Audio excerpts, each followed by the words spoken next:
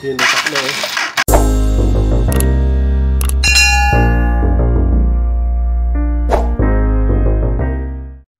What's up guys? Welcome back ulit sa channel ko.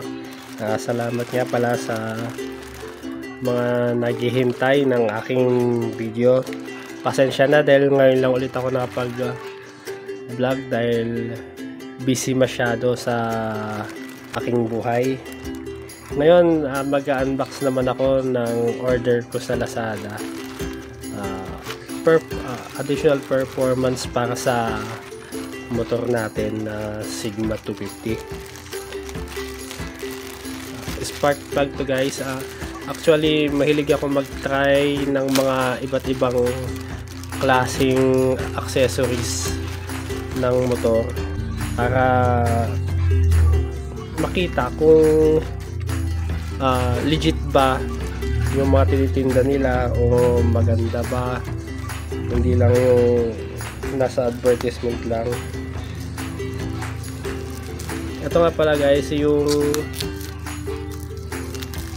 3 ano to, ang tawag dito, yun iba na to. Ito yung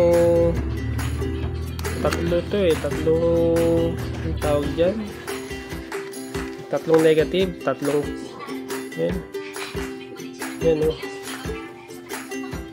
yan. Mura ko lang siyang nabili. Nasa 50 pesos lang ang isa. Mura naman siya kaya naisip ko subukan. Anong brand niya? Lushiman Spark Plug. Makita natin yung pangalan. Tapos yung kanyang ano nakalagay dito, instant high temperature, resistant high. Yan yung ano niya, capability. Yan. Maganda ng box niya, no, kumikintab. Dito nakalagay naman yung abrasion resistant. Iba. Ano ba to? Abrasion resistant. Magkadugtong yung Sean, tapos nahiwala yung stand.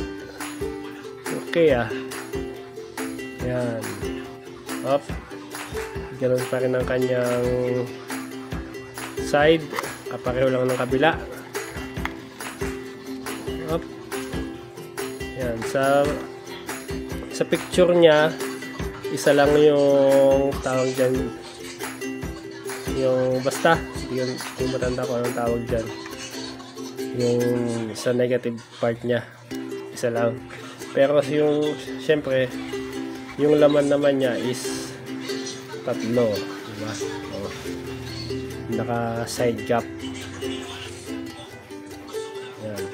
Mamaya titingnan natin. Yung gamit ko palang spark plug na nakakabit ngayon sa motor ko ay yung China din yun. Parang counterpart siya ng, o kapareho siya ng brand na ano, kung familiar kayo sa Iridium spark plug na FMP. Yan. Tatlo binili ko kasi syempre pagka nagka-aberya yung isa, meron akong dalawa na ano, pamalit agad. Titingnan ko rin kung gaano siya katagal magamit. For information niya pala guys, yung spark plug ko ngayon na gamit is gamit ko pa rin hanggang ngayon. Awa ng Diyos, hindi pa naman bumibigay. Na-curious lang ako dito sa tatlong post o pole na naka ano sa kanya. Yan, mamaya susubukan natin yan. Ito pa. Yan. Ito sa Lazada. Ito namang mga to. Ito pa pala, Lazada rin to. Ito. Yan. Dagdag performance din. Showa pang Wave 125. Yung nakakabit naman sa Sigma ko, stock CDI siya ng ibang motor. Hindi ko lang maalala kung anong pinagkunan ko sa kanya. Basta ganun ang sakit, uubra. Hindi pa man sira yun, yung CDI na yun. Gusto ko lang ulit mag-try ng bago kasi pagka kailangan ko ng mag-overtake ng biglaan, kinakapos ako. Shower naman, shower. Mamaya, kabit ulit natin yan. Kasi bili ko pala rito, nasa magpa 500 pesos din sa Lazada. Next item. Yan. Ito naman, binili ko na to sa Divisoria. Yan. Kasi napadaan ako doon. Sabi ko, kailangan ko ng spring kasi parang 3 years na rin si Sigma. Syempre, katagalan, nagkakaroon rin ang motor natin ng wear and tear. Kaya sabi ko, it's time na rin na magpalit ng or magdagdag tayo ng or magpalit lang ng ilang piyesa. Clutch spring, pang XRM ang kinuha ko, XRM 110. Hindi ko pa siya na-try. Pag magbukas ako ng case, ganyan, makita natin. Pero nung ewan ko lang hindi ko pa kasi nakikita yung ano.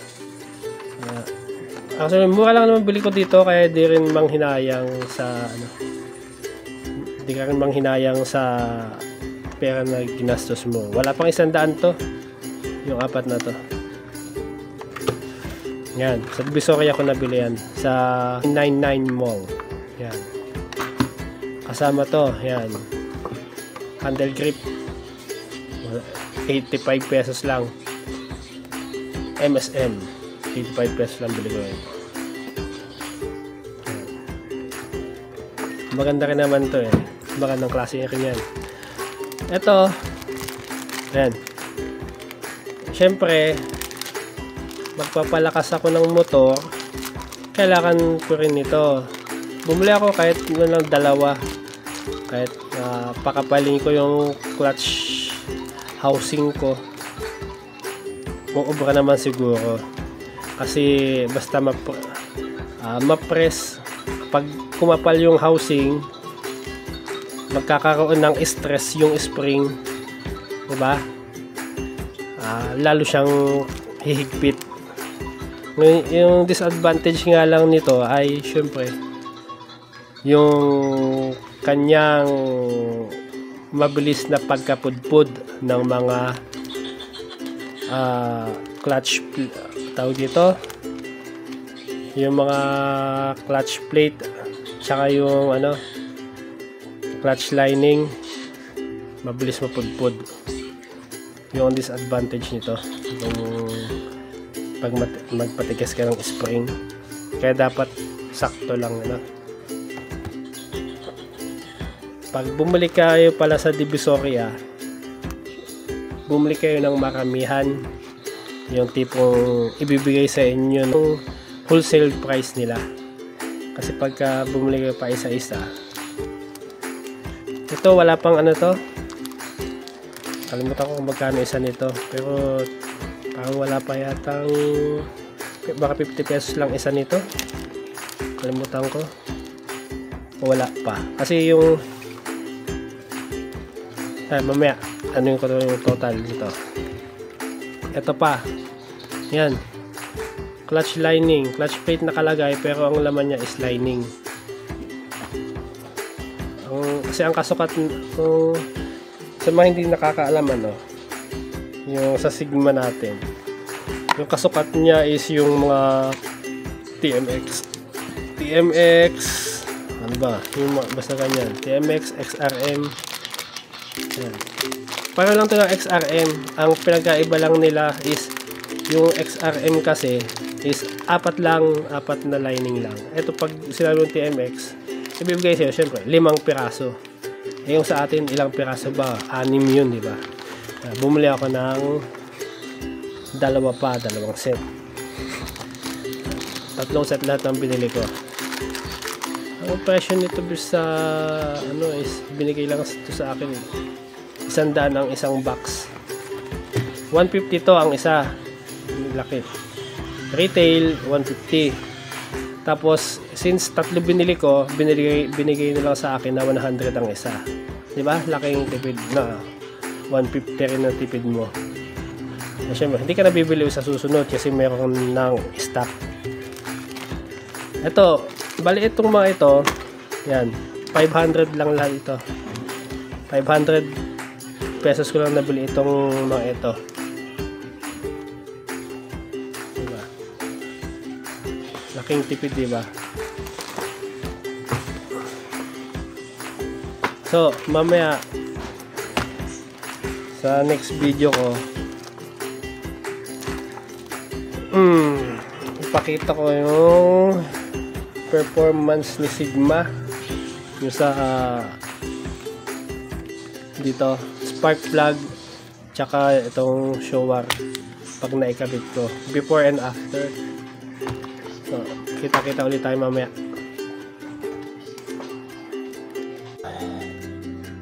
Using the stock CDI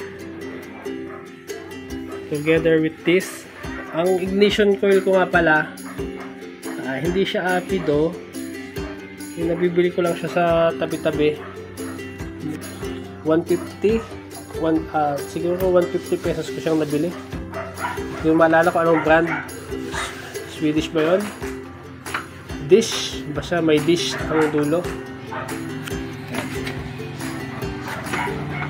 Yan. Kulay-kulay yun, diba? Yan. Kaya ko kawakan kasi baka makuryente tayo.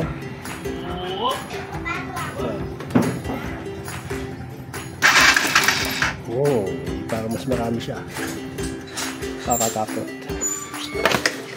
Hulog. Yun. Yun, taklo eh.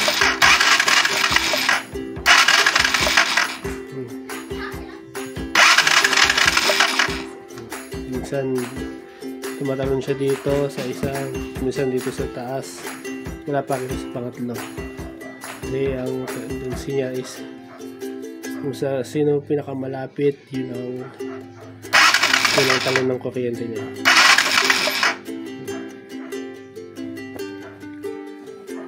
Okay na yan, kahit hindi ka masikip kasi hindi ba mo siya permanente. Mamaya ako sikipan niya pag okay. Ayan. Kabit na siya. Takpan na. Takpan na ng gusto. Okay.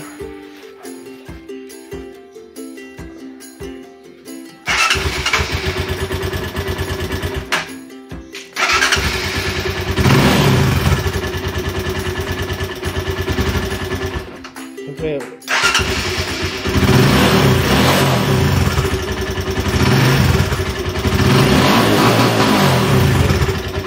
sasabi ko sa inyo mga guys, diba? Yan o, tama, hanggang sa CDI ko na gamit hanggang ano lang siya, pagpatak mo ng 6 wala na, palyado na.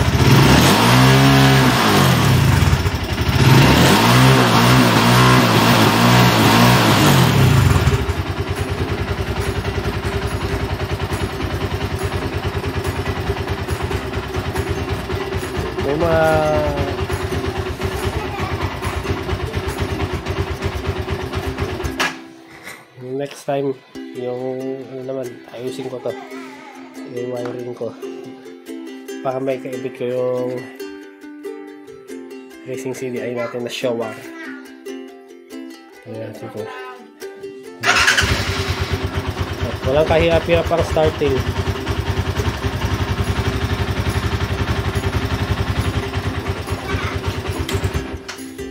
Baka may natulog.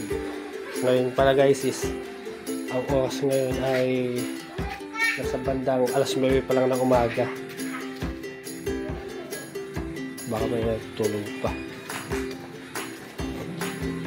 Alas 10 na pala. So yun muna guys.